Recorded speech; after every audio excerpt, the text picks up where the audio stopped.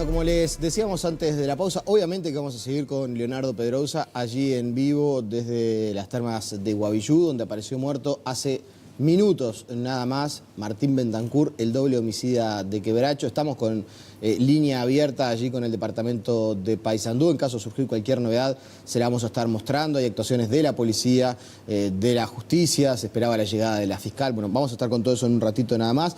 Pero ahora, y la verdad, obviamente que queríamos referir a este asunto, pero no era el único tema que queríamos tratar con Washington Silveira.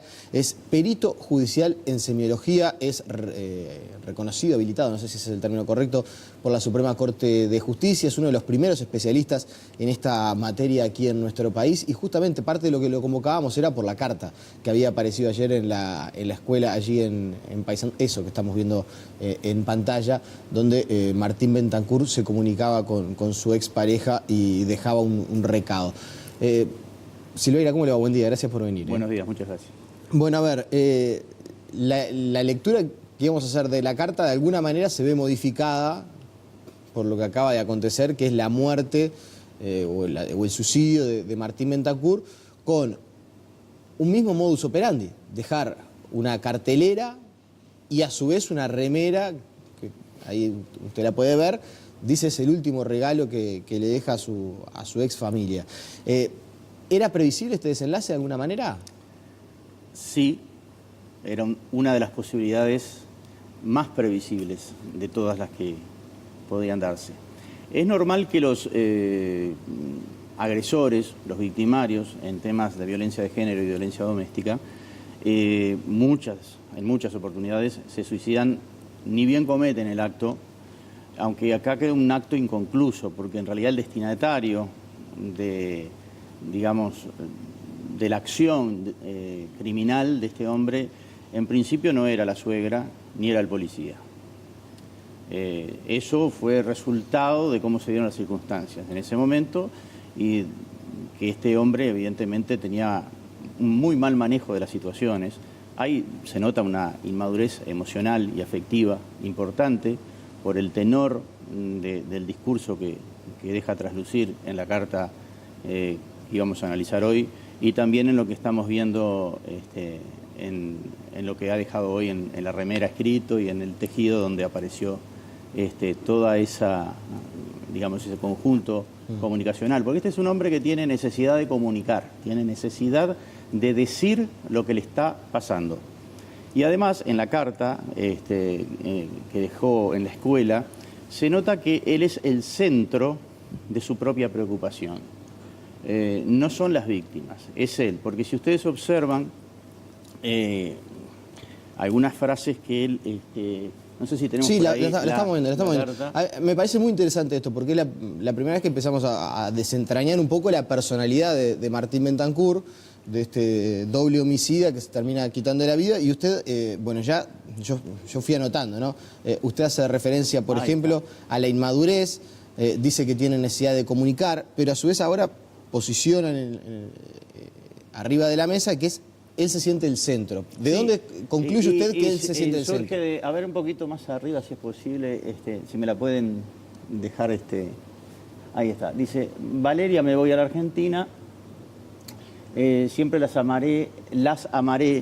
O sea, los verbos están conjugados siempre desde la primera persona. Me voy yo a Argentina, siempre las amaré yo. Yo me voy, siempre las amaré, yo amaré, te amo, yo te amo.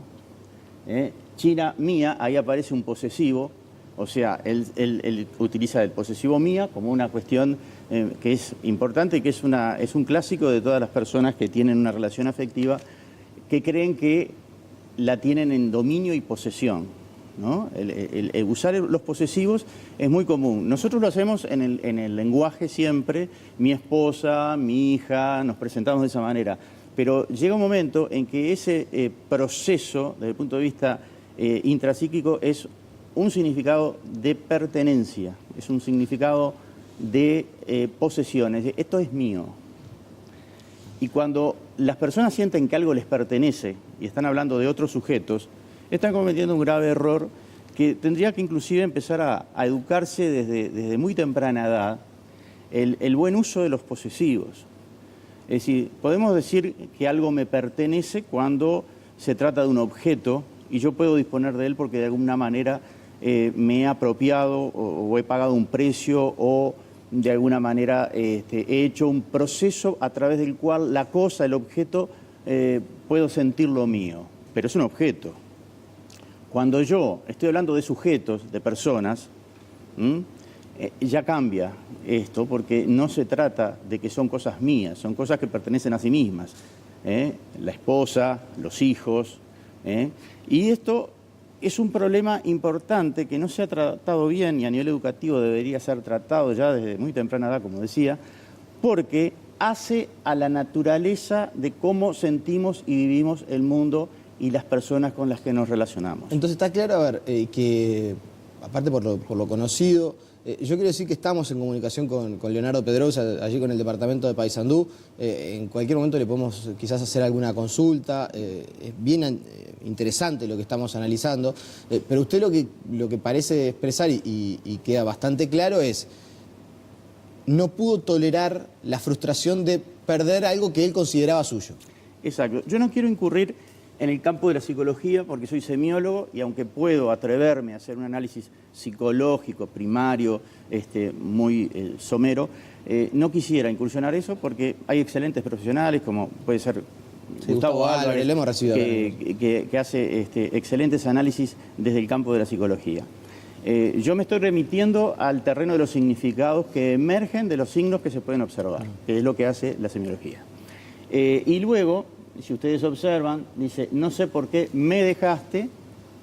O sea, acá tenemos un fenómeno interesante, que es la externalización de la responsabilidad de lo ocurrido. Él no tiene la culpa la tiene ella que lo dejó. Ella lo dejó a él. Ese es un elemento. Te di todo, yo te di todo. China, bueno, el uso de no sé si se debe a que era un apelativo común, un sobrenombre. Sí, quizás entre ellos decían China, chino. Pero también China se asemeja mucho a la cultura gauchesca, donde está el gaucho y la China. Es una cultura, la cultura gauchesca, la cultura del tango también, que deriva de algún modo de ese patrón de creencias, donde la China es, como decíamos recién, el objeto. Sí, claramente no es un tipo de sociedad como la que estamos acostumbrados. Lo que quiero decir es eso, en la sociedad rural todavía el interior sobre todo, todavía tiene, y si ustedes ven que muchos de los femicidios que se han cometido este año se han cometido en el interior, ¿no? Y no es casualidad. Si hacemos un mapa de los fenómenos de la criminalidad en materia de violencia de género, vamos a ver que la forma en que percibimos el mundo, la forma en que identificamos la cultura de pertenencia, la cultura es un mundo complejo para cada uno de nosotros, porque es todo lo que ha sido producido y ahí está el sistema de creencias y el sistema de valores que nosotros tenemos y hemos adoptado para vivir y convivir. Acá hay un problema en la sociedad, es que cuando aparece el feminismo en el siglo XX marcadamente, cambia un sistema de creencias, a nivel universal estoy hablando, un sistema de creencias y un sistema de convicciones que venía funcionando. Y cuando aparece ese gran fenómeno y la mujer comienza a reclamar derechos, empieza también a producirse un choque de formas de ver el mundo. Gente que no lo acepta. Gente que no acepta la infidelidad, por ejemplo, es un tema clásico en las letras de los tangos. ¿Tá? Vamos a poner los tangos porque somos rioplatenses. Como hablamos de cultura gauchesca, podemos hablar de la cultura tanguera. Hay todo un tema que debería ser un trabajo de antropología cultural. A ver, cómo nosotros percibimos el mundo. El tango es una forma de expresar artística, pero también revela cómo nosotros sentimos y creemos que son las cosas en el mundo en el que nos movemos. La fidelidad era un valor a cuidarse mucho, porque quien era infiel afectaba el honor de la persona a la que le había sido infiel. Entonces, ¿qué dicen muchas letras de tango? Me acuerdo de Noche de Reyes, por ejemplo. Me acuerdo de una cantidad de tangos que conocí gracias a mis padres, que les gustaba. Pero, ¿qué pasa? Cuando uno entra a analizar las letras, empieza a percibir que el mundo de esos hombres que tenían a sus mujeres, donde la única mujer buena era la madre, porque en el tango la vieja era la vieja, y la mujer era intocable, era respetable, pero siempre y cuando, y en la medida, que fuera fiel, que fuera noble, que se sujetara a las tareas propias que se creían que eran las tareas de la mujer. Si ustedes miran las partidas de nacimiento de principio del siglo XX, a las mujeres que eran amas de casa se le ponían labores de su sexo. En las partidas de nacimiento, de matrimonio, y en las partidas del registro civil ustedes van a ver que muchas veces de profesión, labores de su sexo. O sea que está integrado a la sociedad de la época que la mujer tenía un rol y el hombre tenía otro rol.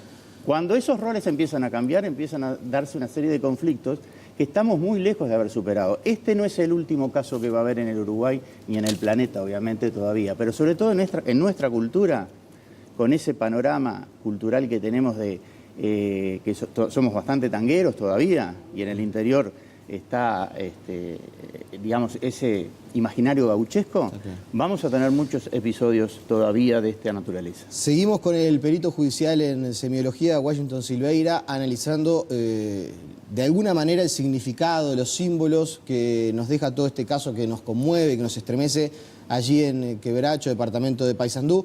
Leo, te estamos recibiendo, no sé si has podido escuchar de alguna manera parte del análisis que ha hecho el experto. Me parece que hay algunas cuestiones bien interesantes y que vos desde terreno nos podés de alguna manera ratificar, ¿no? Por lo menos cierto perfil acerca de lo que también los actores judiciales, me imagino, estarían describiendo acerca de la personalidad de Martín Bentancur. Sí, y tengo una consulta para el perito respecto. Yo estoy leyendo, estoy tratando, ahora me tuve que sacar los lentes por la lluvia, pero tratando de ver las frases que dejó plasmado en ese cartel gigante al costado de la remera, y es te amo, te amo, te amo, perdón. Son las palabras que se repiten permanentemente. Algún mensaje para alguna otra persona también hay, de acuerdo a lo que se puede ver. Pero respecto a la carta, él hace un círculo en el medio de la carta y repite en dos oportunidades te amo, China, te amo, pero en letra quizás el doble en cuanto al tamaño del resto de la misiva. Eso sin lugar a dudas debe tener algún tipo de análisis, Silveira. Sí, por supuesto. Es muy simple lo que se puede desprender de eso. Él resalta en letras grandes y con una circunscripción de ese texto, que eso es lo más importante de ese texto. Esto no es necesario ser semiólogo para darse cuenta, ¿verdad? Esto es lo más importante que él desea comunicar. La primera cosa que tenemos que observar es que él necesita y desea comunicar algo. La segunda cosa es que dentro de ese algo que desea comunicar hay algunos aspectos que le interesa destacar. Le interesa destacar sus sentimientos. Y vuelvo al yo, vuelvo a que él es el eje y el centro de todas las cosas. Por eso decía que hay una inmadurez emocional y afectiva, porque las relaciones afectivas son relaciones con un otro. Él se relaciona solo con su propia mente. Eso le va a afectar más tarde o más temprano a este hombre, como le afectó de la manera dramática y trágica que le afectó, y a todos los demás que obviamente les tocó padecer su falta de control, su falta de manejo emocional. Este hombre también es una suerte, sé que muchos se van a enojar cuando diga esto, pero él también es una suerte de víctima. Pero no una víctima. ¿Víctima de quién? ¿O de qué? La sociedad no está preparada para ciertos fenómenos que se están produciendo. Y esas personas que no están preparadas para aceptar los nuevos códigos, los nuevos valores, el nuevo sistema de creencias, de alguna manera son víctimas porque no tienen herramientas emocionales para manejarlo, no tienen herramientas dentro de lo que es la asimilación cultural, este nuevo modelo cultural que tiene que ver con la ideología de género, que tiene que ver con una cantidad de cosas. Lo que usted está diciendo es, si esta persona hubiera recibido la formación y los valores de entender que una persona no es de su propiedad... Pero yo hablaba de la educación hoy, hablaba de claro, a edades muy tempranas comenzar a preparar a las personas para que comprendan que el modelo, el sistema de creencias está en pleno proceso de cambios. No se pueden imponer los nuevos sistemas de creencia porque se tienen que internalizar por convicción, no por obligación. Por eso hace poquito, cuando veía el día de la marcha del Día de la Mujer, algunas actitudes no contribuyen a comprender el fenómeno, que es cuando la mujer se pone en el rol de agresividad, que además de tener en el imaginario una suerte de poco femenino, una actitud que no se espera de la mujer, porque pues, la sociedad no está preparada todavía para aceptar a esa mujer, aunque creamos que sí, pero estamos hablando de siglos y siglos, por no decir más de un par de milenios, donde las cosas han sido de cierta manera. Y querer cambiarlas en 40, 50 años y querer imponerlas en el sistema educativo, por ejemplo, ahora como se está haciendo a través de la ideología de género y otras, es conflictivo.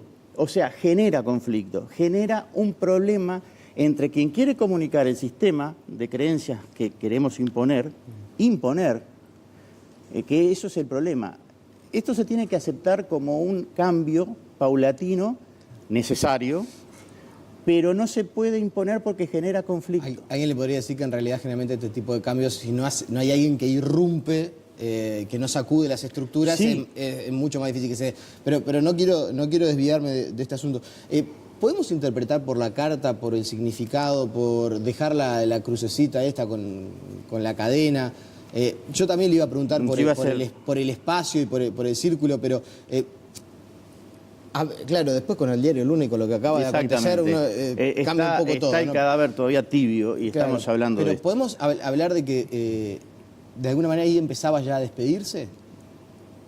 Bueno, que seguramente haya tomado la decisión era una de las quitarse posibilidades que sucediera lo que sucedió y sucedió. Si se estaba despidiendo, es un tema más complejo de definir. Es un tema más complejo de definir. ¿Por qué? Porque este hombre se toma unos cuantos días antes de tomar la decisión que hoy hemos sabido de suicidarse. Yo no sé si él quería suicidarse. Él tenía una... no sé si llamarle autoestima, por eso no quiero incursionar en el campo de la psicología, pero sí tenía, por lo que se desprende de los signos, él se centraba mucho en el yo. A tal grado, él no maneja cuánto se centraba en sí mismo, pero a su vez, como decía yo hace un rato, externaliza la responsabilidad de lo ocurrido. Porque fíjense que en la carta dice, estoy arrepentido de lo que pasó. Sí, no de lo que hice. No dice arrepentido de lo que hice. Como si lo que pasó hubiera pasado por algo ajeno a su propia acción. Por casuística. Claro, y no es así. Él tendría que... A ver, si él se hubiera asumido, hubiera dicho, estoy arrepentido de lo que hice. No arrepentido de lo que pasó, porque no es algo que pasó. Eso sigue siendo parte de la externalización que él intenta hacer de la responsabilidad. Todo esto ocurrió, todo esto pasó porque tú hiciste cosas, ¿no? Dice, no sé por qué me dejaste, o sea, porque ella lo dejó. Todo lo que me pedías yo te lo daba. O sea, él hizo todo lo que ella le pedía y entonces, ¿quién está en falta? La desagradecida. Claro. Porque eso es lo que está comunicando ahí, que ella de algún modo no fue agradecida.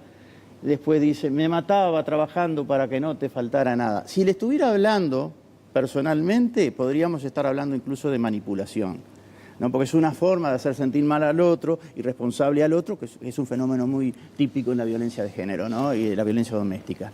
Sí, mira, no sé si está Leo todavía, pero imagino que sí. Leo, no sé si tenés alguna otra consulta, si no, ya lo vamos a ir despidiendo al perito.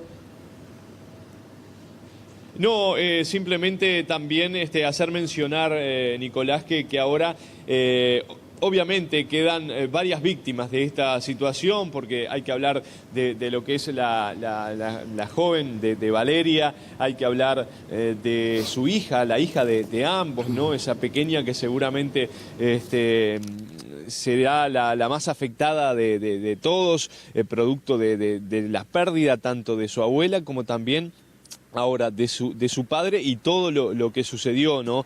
Seguramente las autoridades competentes harán el tratamiento correspondiente para ayudar a salir de este flagelo a las víctimas. Y bueno, nada más, simplemente contarles que acá se sigue aguardando la presencia de científica. Estamos a unos 63 kilómetros de Paysandú, de donde viene la fiscal, de donde vienen las autoridades de la jefatura en camino, mientras llueve aquí en Guavillú. Y no, simplemente despedir a Silveira. Y respecto a lo que mencionaba, seguramente mucho para analizar, sobre todo en la parte cultural, en la parte de lo que está realmente pasando en la sociedad, producto de estos temas, ¿no? de violencia de género.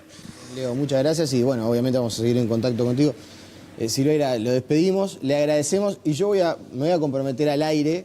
En breve vamos a volver a recibirlo porque además hasta me parece un desperdicio con la experiencia y el conocimiento que usted tiene acerca del comportamiento muchas veces o de los signos que está dejando también la delincuencia en nuestro país. Me consta que se ha especializado en la materia, que se ha formado para analizar, no sé si la conducta, pero sí la manera en la cual se comportan los delincuentes en nuestro país. Así que en muy breve lo vamos a volver a convocar para hacer un análisis no tan de coyuntura, que la verdad que no, si bien el tema de la carta nos había conmovido y nos parecía importante tener su testimonio, obviamente con lo que pasó nos tuvimos que centrar. Hoy nos ganó la noticia, porque evidentemente es la noticia del día, del momento.